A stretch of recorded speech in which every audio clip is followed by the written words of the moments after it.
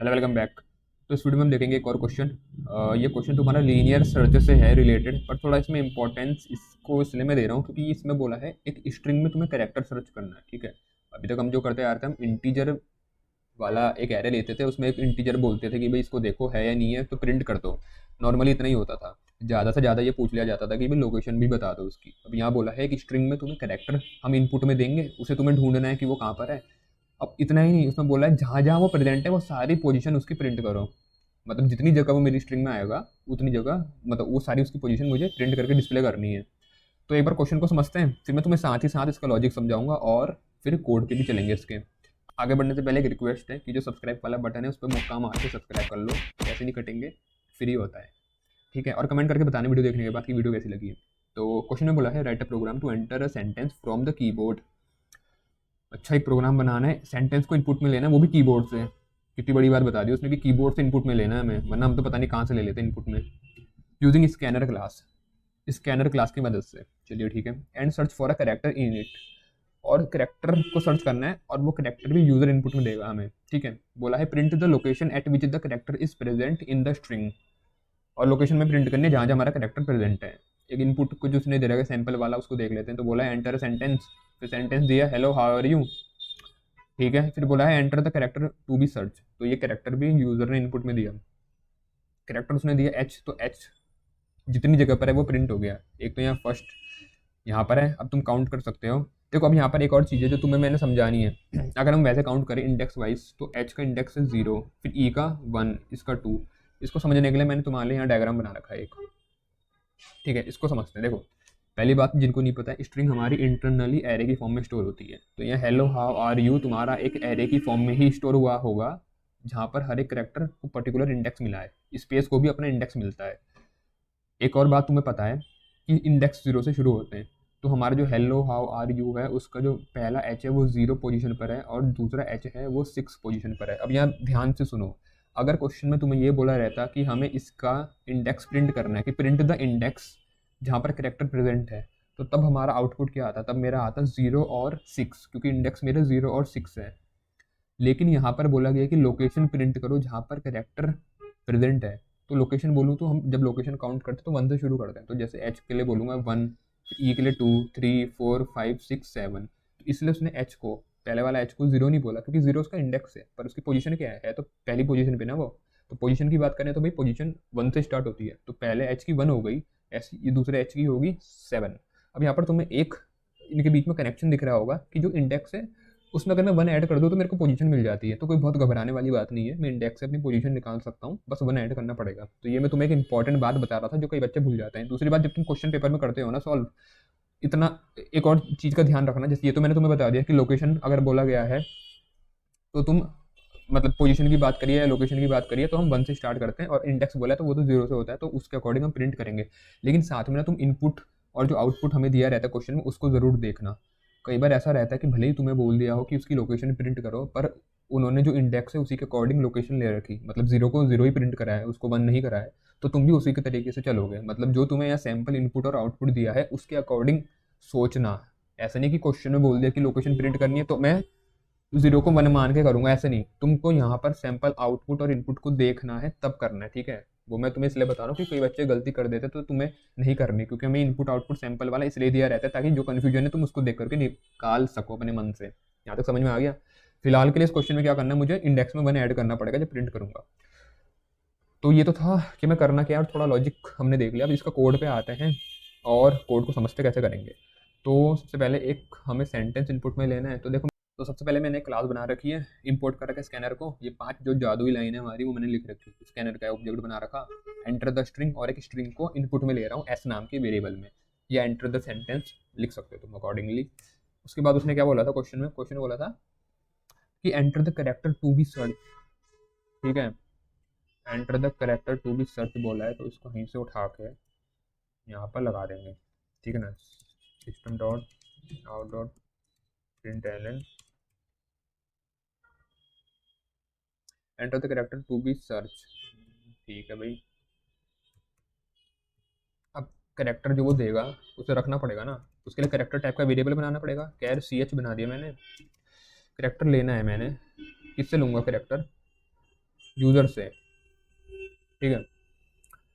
तो स्कैनर का ऑब्जेक्ट है एस सी, उसकी मदद से लूँगा next dot char at zero. जब भी कैरेक्टर को इनपुट में लेते हैं कैर एट मेथड का यूज़ होता है और हमेशा उसके अंदर ज़ीरो लिखोगे तुम।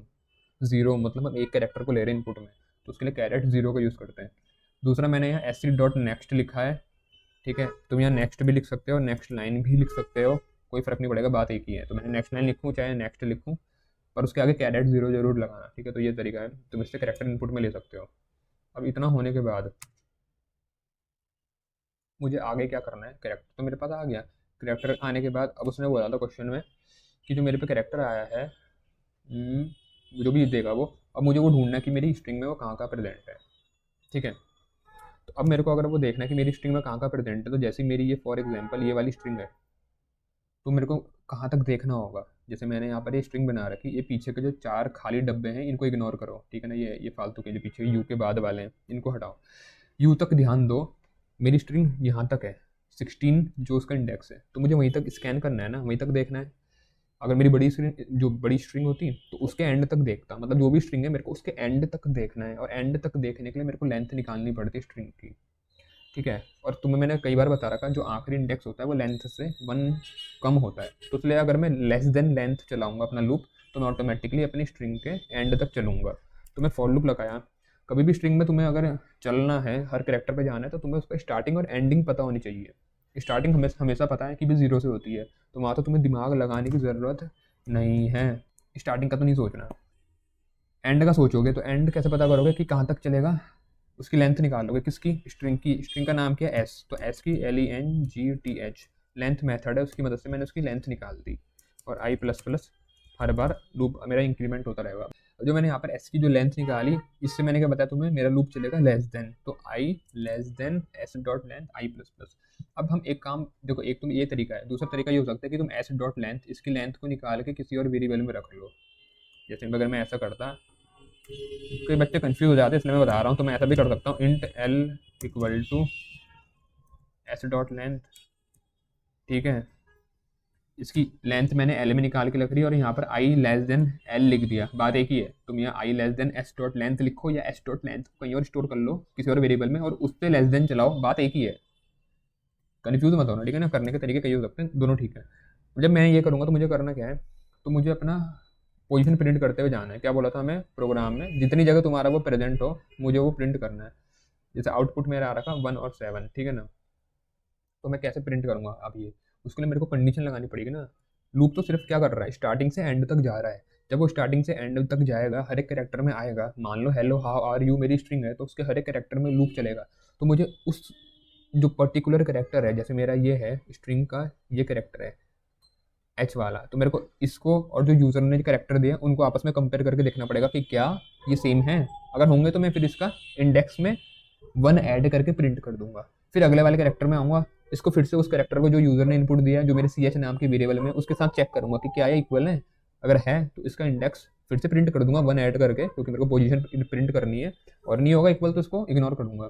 तो कैसे करेंगे, देखो एक कंडीशन लगा दी, इफ़ अगर कैरेक्टर किसका, स्ट्रिंग का नाम क्या, एस का कैरेक्टर एट, कैर एट में कैरेक्टर देता है, कौन सी पोजीशन वाला, आई वाला। आई क्यों, क्योंकि मेरा लूप है आई से चल रहा है, आई लूप को ट्रेस कर रहा है। तो आई में जब 0 आया तो मतलब बनता है कि एस में से कैरेक्टर 0 वाला, 0 वाला कौन था, 0 मतलब जो 0 इंडेक्स में था, कौन था, एच था, ठीक है। अगर वो इक्वल हो जाता है किसके, जो यूजर ने इनपुट दिया है, कौन सा कैरेक्टर जो CH के अंदर है, अगर उसके, अब वो मुझे नहीं पता ना उसने इनपुट में क्या दिया, अब जो भी उसने दिया होगा वो CH के अंदर आ गया। अगर मेरा एस का कैरेक्टर आई वाला इक्वल हो जाता है CH के, तो क्या करना है मुझे, तो मुझे system dot out dot println, मुझे उसकी लोकेशन प्रिंट करनी है, किसकी, उस कैरेक्टर की जो कैर एट आई, मतलब जो मेरा एस डॉट कैर एट आई, जो मेरा उस पोजीशन पे है ना कैरेक्टर, उसकी लोकेशन प्रिंट करनी है। अब मुझे ये बताओ, जैसे तो देखो जब मेरा लूप चल रहा होगा तो पहली बारी में s dot char at zero जो मैंने लिखा है वहाँ पर, s dot char at zero, ये मेरे को क्या देगा, ये कुछ और नहीं, ये मेरे को क्या देगा बताओ, चलो तुम बताओ। ये मेरे को एच देगा ना। अब ये एस डॉट कैरेट 0 है एच, और मैंने वहाँ कंडीशन में लिखा था कि ये किसके इक्वल होना चाहिए, ये इक्वल होना चाहिए CH के। और CH के अंदर भी क्या है, CH के अंदर मान लो यूज़र ने एच दे रखा, तो इसका एच और जो सी एच के अंदर का एच है वो इक्वल हो गया, तो मेरे को अब ये ज़ीरो में वन ऐड करके प्रिंट करना है। तो ज़ीरो मुझे कैसे पता चलेगा किस में ज़ीरो है? तो ज़ीरो मेरा आई में होगा। आई से हम इंडेक्स को ट्रेस करके रख रहे हैं। ये बात याद रखना, जो लूप का वेरिएबल होता है जब हम एरे में काम करते हैं तो उसी से हम उसके इंडेक्स को ट्रेस करते हैं। तो प्रिंट कर दूंगा मैं किसको, आई को +1 करके, क्योंकि मेरे को पोजीशन प्रिंट करनी है, इंडेक्स नहीं। और पोजीशन मैंने तुम्हें दिखा दिया था कि 1 ऐड करके हम दिखा रहे हैं। ये तो हो गया। अब ऐसे ही जब आगे बढ़ेगा लूप, मेरा मान लो आई की वैल्यू हुई 1, तो एस डॉट कैर एट 1 बनेगा। एस डॉट कैर एट 1 का मतलब 1 पे कौन है, तो 1 पे है ई, तो 1 पे है ई।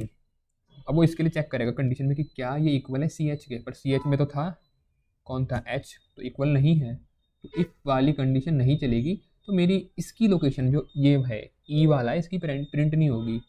ऐसे ही आगे बढ़ता रहा, जब दोबारा अगला वाला एच आएगा, और वो कब आएगा, जब मेरे इसकी वैल्यू होगी 6। जब आई की वैल्यू मान लो 6 हो गई, तो मेरे को फिर से वहाँ मिला एक एच, और यूज़र ने जो सी एच में दिया था वेरिएबल वो भी था एच, तो भाई इक्वल हो गए। इफ़ वाली कंडीशन चल जाएगी, और वो क्या प्रिंट करेगा, i+1। तो आई की वैल्यू क्या थी 6, 6+1 प्रिंट करेगा, तो मतलब 7 प्रिंट कर देगा वो। ठीक है, एक बार इसको चला के देख लेते हैं कि आउटपुट हमारा कैसा दिख रहा है। यहाँ लिख दिया हेलो हाउ आर यू, हमारा एंटर एंटर बोला कौन सा करेक्टर, एच, प्रिंट हो गया 1 7। ठीक है, समझ में आ रहा ना? इस तरीके से हमारा प्रोग्राम काम कर रहा है। देखो इसको, भले इसका कोड छोटा है लेकिन इसमें समझने की बहुत चीज़ें हैं। ठीक है ना, तो इसको ढंग से कर लेना। कोई डाउट फिर भी रहता है तो मुझसे तुम कमेंट करके पूछ सकते हो। वीडियो में इतना ही था। देखो भाई अच्छी लगी तो शेयर कर देना, लाइक कर देना, और बताना कैसी लगी वीडियो। ठीक है, तो इस वीडियो में इतना ही। जल्दी मिलता हूँ किसी और वीडियो में। कोई क्वेश्चन है तो मुझसे तुम पूछ सकते हो, मैं होपफुली उसका सोल्यूशन तुम्हें दे दूंगा। ठीक है, तो जल्दी मिलते हैं अगली वीडियो में। Thanks for watching.